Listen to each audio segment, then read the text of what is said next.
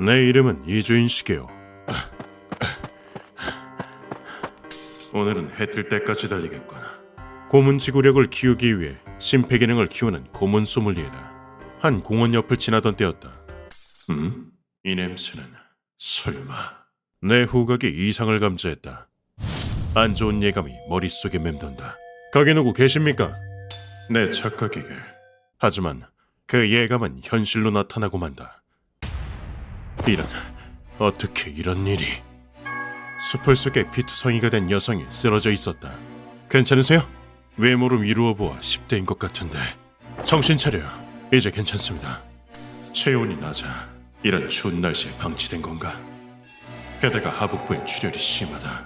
목숨이 위중한 상태다. 이 출혈을 멈추게 하지 않으면 위험하다. 응급처치입니다. 상처를 압박하겠습니다. 그러자 가냘픈 목소리가 들렸다. 아저씨랑 하기 싫어. 연초라서 구급차 도착이 늦어질 가능성이 높다. 그렇다면 병원까지 그리 멀지 않다. 좀만 참아요. 제일 빨리 옮길 수 있는 건 바로 나다. 난 미끄러지듯 걷기 시작했다.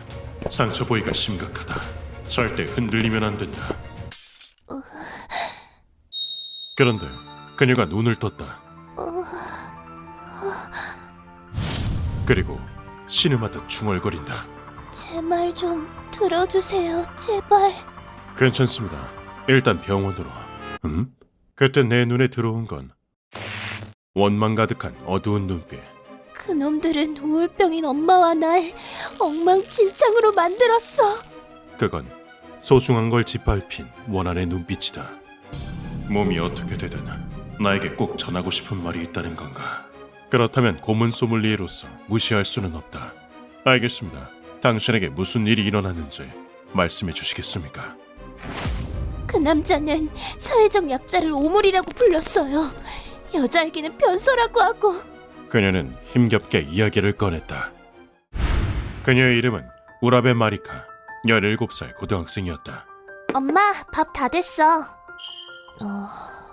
2년 전에 아버지를 잃고 어머니와 둘이 살고 있었다고 한다. 나 이제 돈도 아끼면서 맛있는 것도 만들 줄 알아. 마리카 양이 말을 해도 돌아오는 대답은 없었다. 그렇다. 그녀의 어머니는 심각한 우울증을 앓고 있었다. 원래 어머니는 매우 밝은 사람이었다. 자, 마리카가 좋아하는 미트볼. 고마워, 엄마. 아직도 애기 같네. 하지만 그녀가 중학생 3학년이 됐을 때, 야 멍청한 일본인! 비켜! 비극은 갑자기 찾아온다. 외국인이 낸 과속운전 사고였다. 아버지는 시속 140km로 뒤에서 달려오는 차량에 치였다. 아버지는 전신의 뼈가 부서지면서 즉사했다. 안 돼! 아빠! 여보, 어떡해. 사랑하는 아빠이자 남편, 그리고 가장을 급작스럽게 잃은 비극. 마리카, 괜찮을 거야.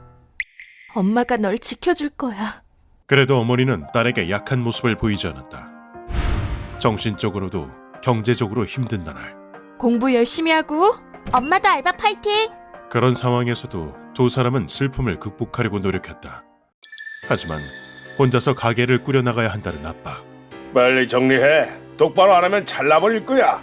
죄송합니다, 사장님. 그리고 수면 부족과 과로로 어느 날 어머니의 상태가 악화한다. 우울증이 발병한 것이다. 엄마, 왜 그래? 그때부터 어머니는 마음의 문을 꽉 닫아버렸다. 덩그러니 놓인 장식품처럼 변했다고 한다. 마리카 양은 고등학교를 관둘 수밖에 없었다. 선생님이 못 도와줘서 미안하다. 아니에요. 학교 생활 즐거웠어요. 불안정한 어머니 곁을 떠날 수가 없었기 때문이었다. 아직 어린 그녀는 엄마를 책임져야 했고.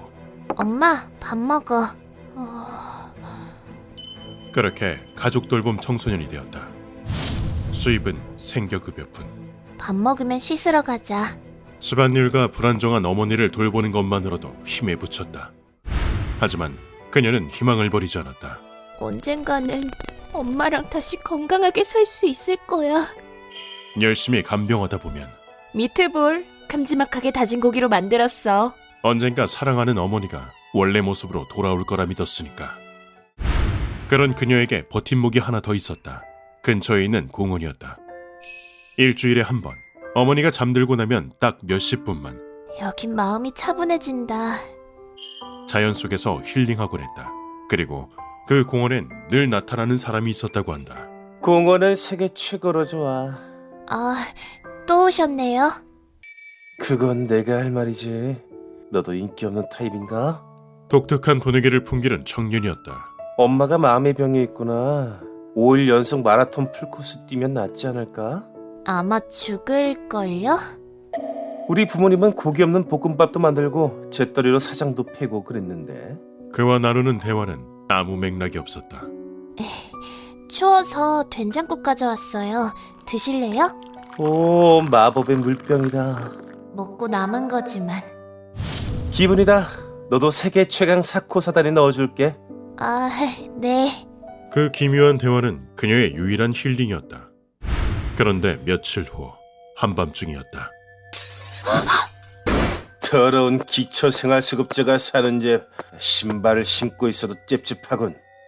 무슨... 문을 부수는 소리와 함께 웬 남자가 집 안으로 침입했다.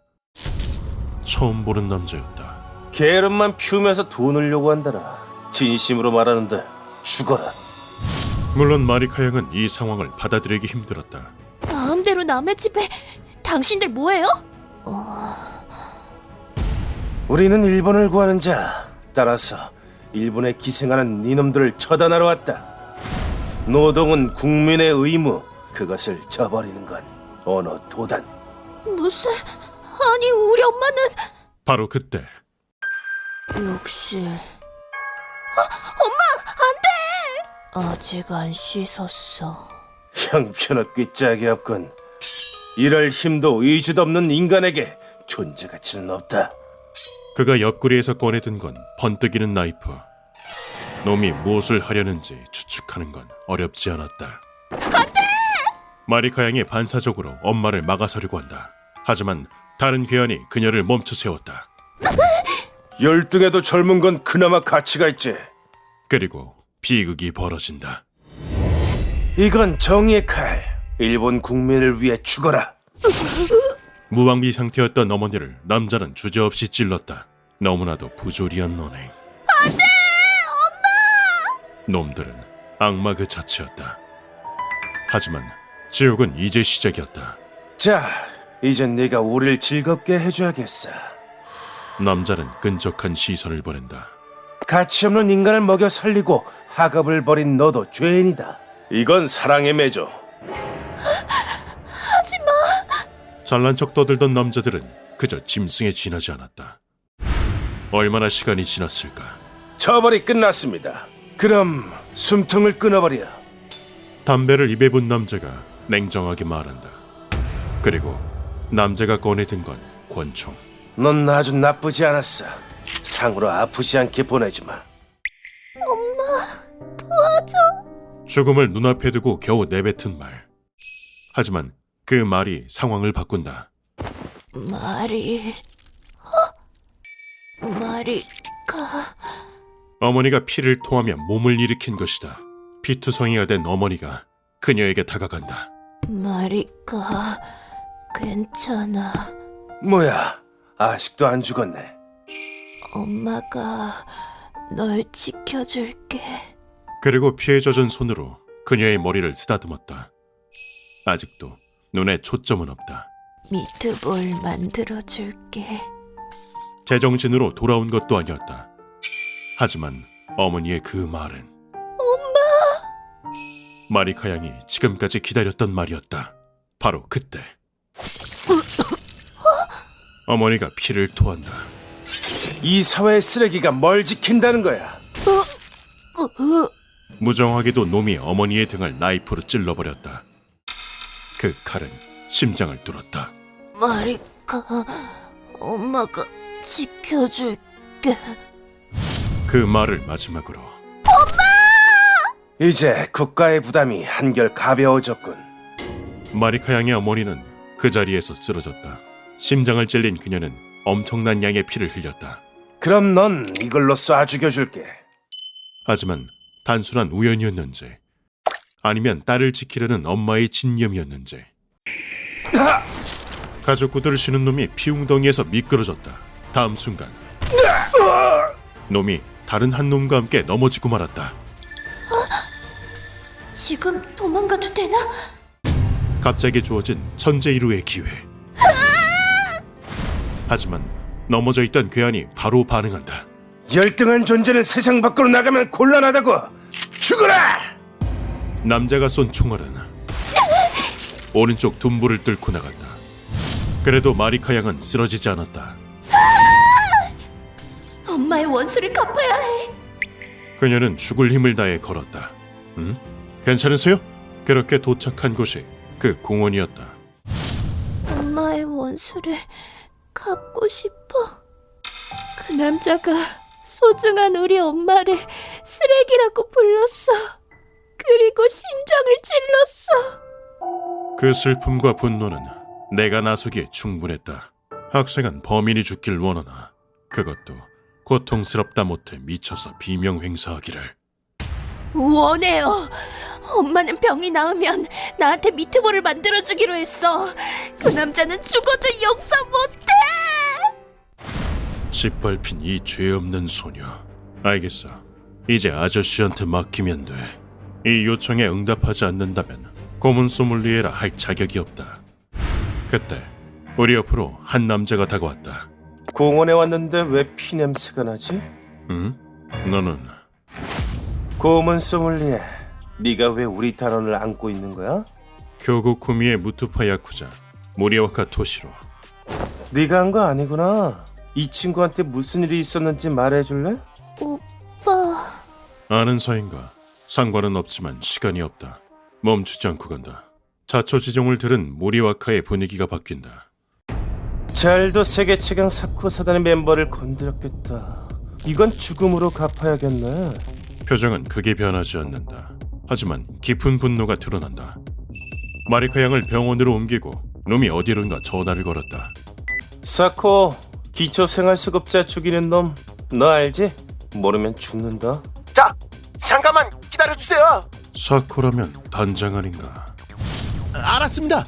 그놈은 코쿠엔가이에서도 말썽을 일으켜서 교고쿠미 정보망에도 올라와 있었습니다. 살았다. 사코, 상당히 우수한 것 같군. 놈의 이름은 시바코제. 이 나라를 썩게 하는 자에겐 정의를 보여줘야지. 자산가의 아들이지만 놈은 백수. 자칭 애국자라는 놈은 삐뚤어진 사상을 갖고 있었다. 복직과나 들락거리는 기생충 자식이. 그건 수급자에 대한 편견이었다. 늙은 해충. 파친코에 쓸 돈이 어디 있다고? 어느 날 놈은 결국 흉악한 짓을 저지른다. 쓰레기는 이 나라에서 꺼져. 놈은 벽돌로 노인을 공격했다. 피범벅이 된 노인을 보고 놈은 기쁨에 취했다. 사회를 깨끗하게 만들었어. 끝내준다. 노인은 그저 화장실을 쓰려고 했을 뿐이었는데 그 후 놈은 복지과를 염탐해서 수급자의 자택을 습격했다. 열등할수록 더 불타오른다니까. 그만. 부모의 돈으로 한 구레를 고용해서 정보를 알아낸 우리는 놈들의 아지트로 쳐들어갔다. 이 자식들 감히 사코사단 멤버를 공격했겠다. 모리와카, 시바는 내가 처리한다. 뭐야 이 자식들! 가끔 튀어나오는 멍청이지. 죽여라. 시바도 당당한 모습으로 그곳에 있었다. 마리카는 말이지.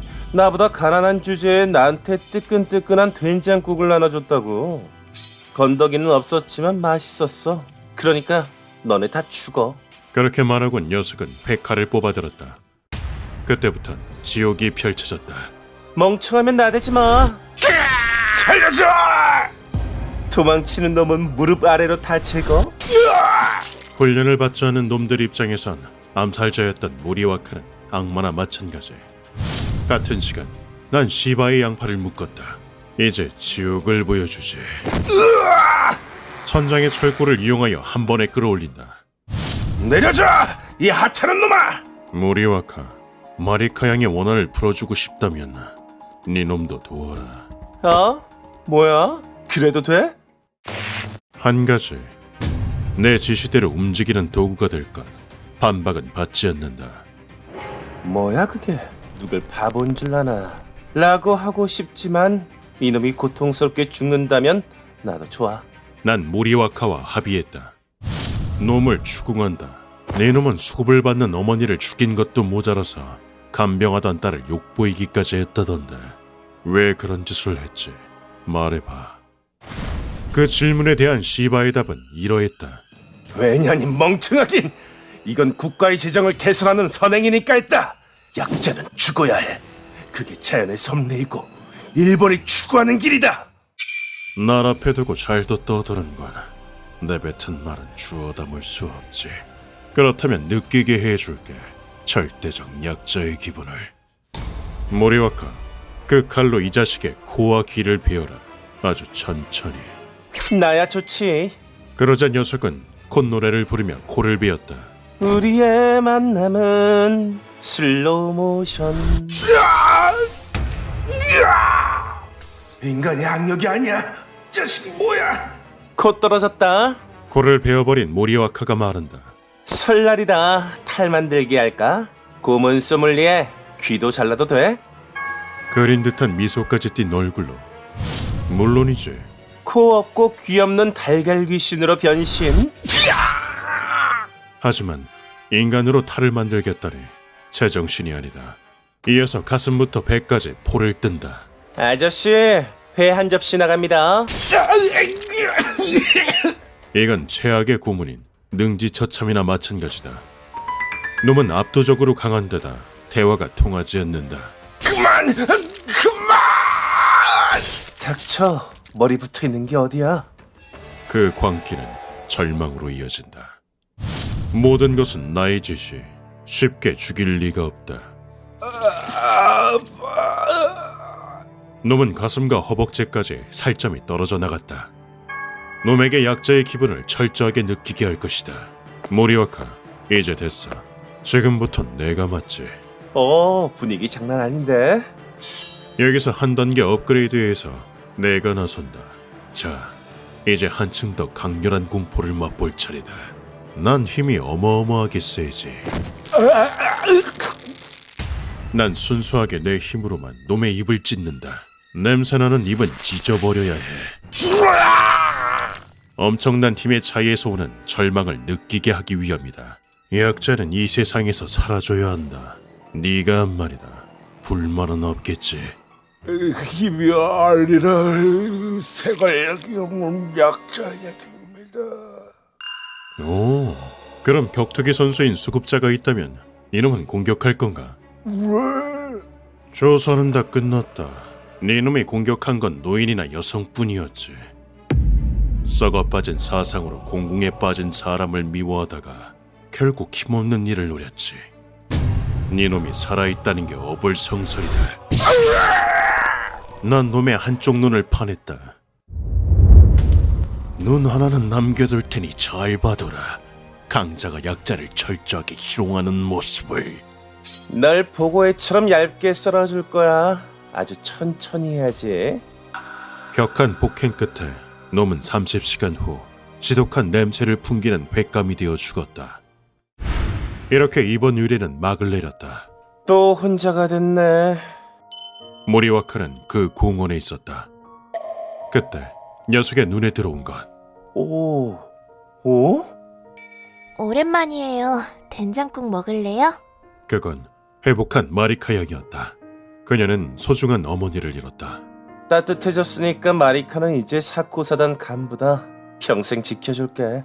세계 최강사단에 넣어줘서 고마워요. 하지만 난 그녀가 강인하게 살아갈 거라고 굳게 믿는다. 가난해도 베풀 줄 아는 다정한 마음이 있는 사람이니까. 휴먼버그 대학교에서는 어둠의 세계를 주제로 여러 가지 이야기를 소개하고 있습니다. 다른 영상도 꼭 한번 보시길.